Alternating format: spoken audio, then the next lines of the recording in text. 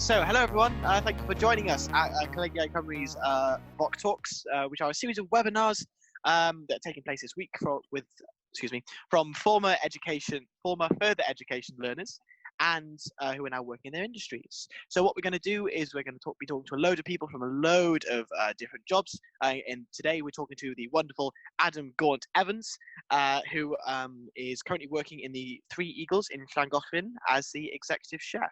Now, Colegau Cymru have been able to put these VocTalks on as part of the UFI VocTech project funding. So if you want to learn more about that, just go and hop onto their website and they can tell you a little bit more about it there. Yeah, so my name's Gabriel. Hello, nice to meet you. And down below for me at least, is the wonderful Holly. And we're going to be hosting most of these webinars. And as I said, today we have the wonderful Adam Gaunt-Evans. So Adam, why don't you tell us what college you went to and a little bit about yourself? Yeah, so I'm originally from Llangollen in North Wales, so I grew up here. And I started in hospitality when I was 14, like a lot of people do, really. I started washing plates in a food pub and got into the kitchen, kind of fell into it.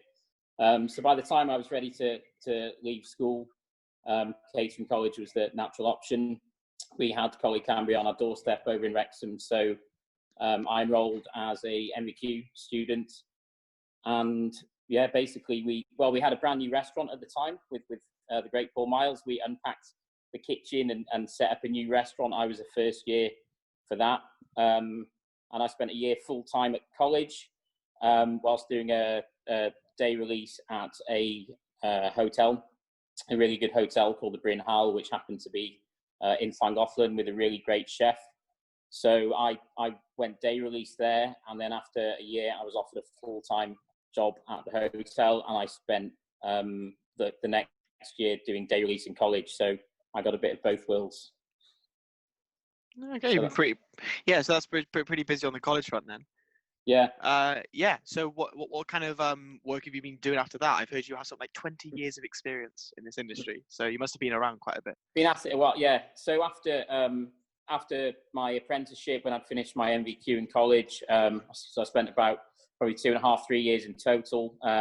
When I was 19, my head chef, Gyda'r Davis, got in touch with the Dorchester Hotel down in London and set up an interview. So I was made a commis chef there. So I moved down to London when I was 19 to continue my training, which was a great move. And just to touch on that, I think, we're talking to a lot of students today who are starting off, and what I would say is put your career in the hands of someone really good in your area, the best chef, the best place you can go and work. Start off in the best possible way, and hopefully I was very lucky. My chef pushed me and kind of got me down to London, which was a really good head start, because I was still very young, and it was a big head start for me. So yeah, spent 3 years in total in London. I spent 2 years at the Dorchester Hotel, and then I moved over to a Michelin star restaurant called the Greenhouse. So I spent another year there, and after that I was 22, and I hadn't been anywhere. I'd never really been on a plane, even. Coming from Llangollen, hadn't seen much of the world, so I was eager kind of to explore. So that led to my first role overseas. Oh, wonderful! What were you doing overseas then? So I worked with the chef in London who went out to work in Dubai, which was really the place at the time. Yeah. So the big sail, the Burj Al Arab, the hotel that looks like a big. Oh yeah. Yeah. So I was lucky enough to have a contact there, so I went to work there for 2 years. Oh wow! There's a restaurant that sticks out at the top. So I spent the next 2 years there, which was seriously hard graft, because it's a 6-day working week in Dubai. So it was, London was hard, but Dubai was even harder for that, because it was 6 days, and it was kind of 15-hour days in the kitchen. It was brutal. It was really, really hard work. Yeah. But it was great. It was a fabulous experience, obviously. So after that, I'd done a couple of cities, and I'm a bit of a country boy coming from Llangollen, so I was ready to, have a new experience. And by that point, because I'd worked in some really good places, it's kind of, when you're in hospitality, it's kind of like, it's really good to get your CV, get those places there, because it's like saying you've been to Oxford University or whatever. You know, if you've trained in the Dorchester and the Burge, these big name places, it really is a stepping stone. It's quite easy to get a job anywhere after that. So that's one thing I'd seriously recommend people think about is getting a good name place on the CV early on. So after that, I was offered a job on a tropical island in the Maldives, which was like a really high-end resort on a remote island. So I went and ran their fine dining restaurant after that, which was amazing. Yeah, it was my first, Dubai, obviously we had it was very multicultural, but that was really my first step into Asia. So we had chefs from everywhere, really. Wow. So it was a learning experience for me. I could cook and I could run a kitchen by that stage, but every day I was just learning something totally new, learning about spices and curries and how to really cook that food. Surrounded by loads of new cultures. Yeah. Oh, you've really been all over the globe then. I've moved around, and again, that was, it's because I hadn't really been anywhere when I was young, and I wanted to see the world, and I just realised that I could. It was really easy once I had a good training under my belt and some good places on my CV. It wasn't difficult. Opportunities just kind of came along. So we went to Sydney, and I worked in a seafood restaurant as a sous chef for a year, which was really cool. Sydney's the food scene is amazing. And then I was headhunted a few years ago to do another job out in Sri Lanka. So I moved out there for another 3 years, and oversaw a really old colonial hotel, and it just had a massive $30 million refurbishment, and they wanted to put some, upgrade the food. So I was brought in to oversee the restaurants there and get that up to date. That was massive. I mean, that was the biggest job I've done. We had a kitchen team of 80 chefs. Wow. We had 80 in the kitchen, and then we had another 20 apprentices. We had a very strong apprenticeship scheme, and then we had about 30 kitchen stewards. So I had a kitchen team of 130 working under me there, and I was the only expat. So it had its challenges, that's for sure. And then finally, I've always wanted to lay down roots in Wales. So I moved back nearly 2 years ago to do the project that I'm working on now, which is Three Eagles. So I think if you're from Wales, I've worked with chefs from all over the world, wherever I've been. And whenever you're talking to people, they might be from, I don't know, north of England or somewhere, and they can't think of anything worse than going back home. They stay on. I've got good friends who have stayed on in Sydney or wherever, and they just don't think about coming home. But I think if you're Welsh, certainly for me, I always wanted to come back to the beautiful scenery and culture that we have here. So that was always the plan. It's really inspiring hearing your story. And do you have any advice to building confidence when you're starting out? Building confidence. That's an interesting one. I mean, I can give an example of, just with my own story. I wasn't confident when I was young. I was actually really shy, like when I was in college. And I surprised myself with the stuff I did, like going to London, and it was way out of my comfort zone. So I guess my advice would be to, don't be scared. You do need to put yourself out of your comfort zone, and it's the hard path initially. I would say it's, you have to put yourself through stuff that isn't easy and it's not comfortable. And kitchens are hard, and hospitality is difficult. It's a lot of hard work. But if you're willing to put yourself out there and do that, I think it pays off later on. And then the other thing is just to believe in yourself, just to have some self-belief.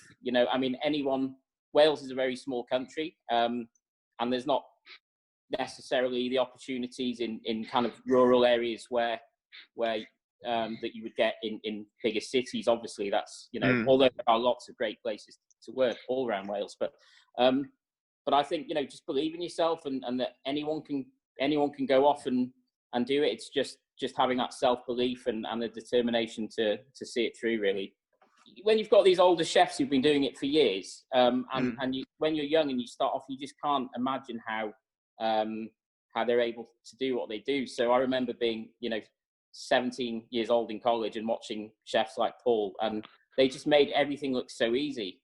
And we were screaming, touching hot pans and burning ourselves, and then asbestos hands teachers like Paul would just be all over it and knowing what to do. So it's one of those, I suppose it's like getting good at anything. It takes years and years and years to just gradually get better and better. And then it starts to become easy.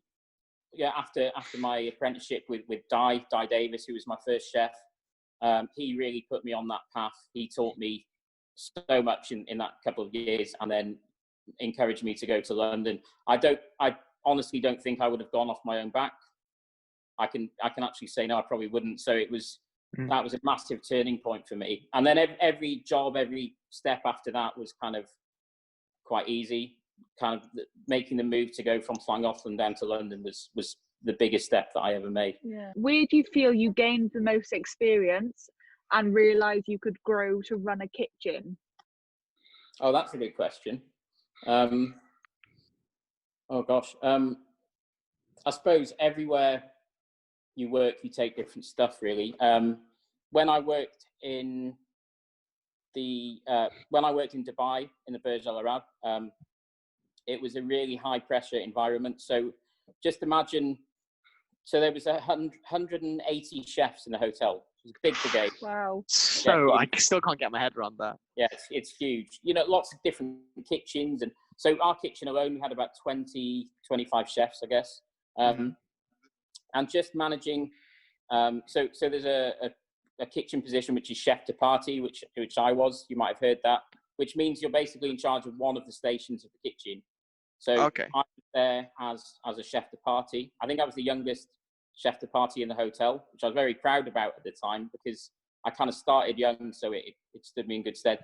Yeah. And then on one section there, I remember I was running the larder section, and I had about 8 or 9 chefs under me. So, and I, 22 years old, I was way out of my depth. And I made all the mistakes in management. And, also all the chefs were from different places. So I'd never worked with Indian chefs, Filipino chefs. So there's this big cultural divide as well. I made all the mistakes and I learned the hard way. But at the end of that 2 years, I really knew how to manage people and work in that high pressure, because it was pretty ruthless and it was big numbers. And like I mentioned before, it was six-day weeks. So it was, it's kind of sink or swim in that sort of environment. So I'd say that kit really kind of made me a lot, made me strong. You've said you've made the mistakes. Can you give an example of what to avoid whilst managing a kitchen? I think one that we see lots of this on TV and stuff is ego. And I think, I don't think I was particularly bad. It wasn't that I was driven by ego, but I think particularly when you're a bit younger, you do maybe have more of an ego, and you realise it's not about yourself as you get older, but it's about the team around you. So I think it's very important to always be humble and always think about other people, and it's not just yourself or your experience. You've got people around you, and how you behave affects everyone else, especially if you're at the top. If you're in charge of a kitchen or anything really, how you behave affects the mood, the behavior, the performance of every single person around you. So if you're having a bad day or you're not managing things right, the whole thing can crumble. So I think the most important thing when you're managing is not to try and change everyone else. If you work on yourself and how you manage things, it's much easier than trying to change everyone else. So that's probably the best thing I've learned really about leadership and management. All those craft skills, which I think college is really good for, because especially these days, there's a lot more convenient stuff going on with food. A lot more food is bought in. So not every kitchen will make everything from scratch. Even high-end kitchens with Michelin stars might not buy their fish in whole anymore. So college is great for that because you can really learn the basics. So I guess, yeah, my best memories in college were those experiences where we were all around the table and being shown something practically that is just kind of mind-blowing when you're a kid. It's like, wow, that's where food comes from. When you were back in college, did you ever imagine having the career that you kind of have now? Definitely not. No.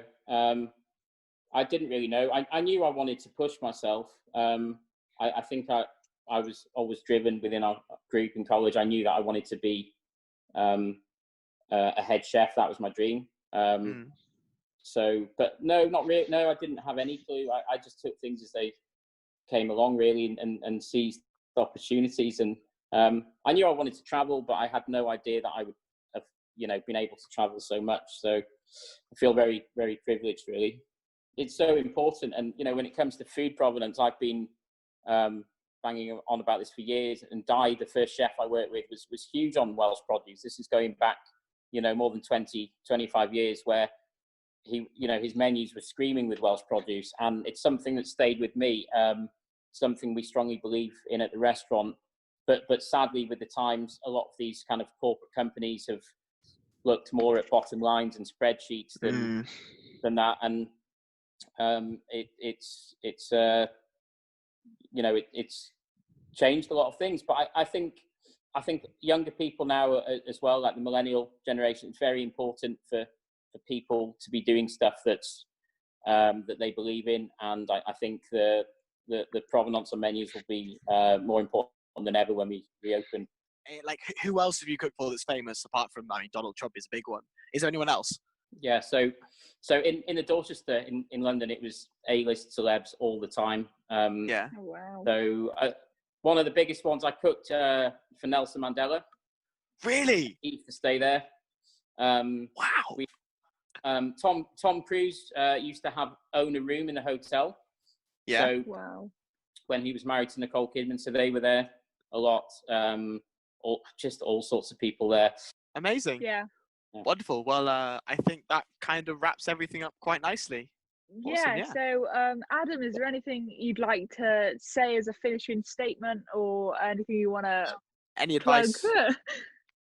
So I guess there's a lot of young people here who are starting their careers. So just reiterating what I said before, just be ambitious, believe in yourself, and push yourself, work hard, and find your passion, really, and the rest of it will hopefully come.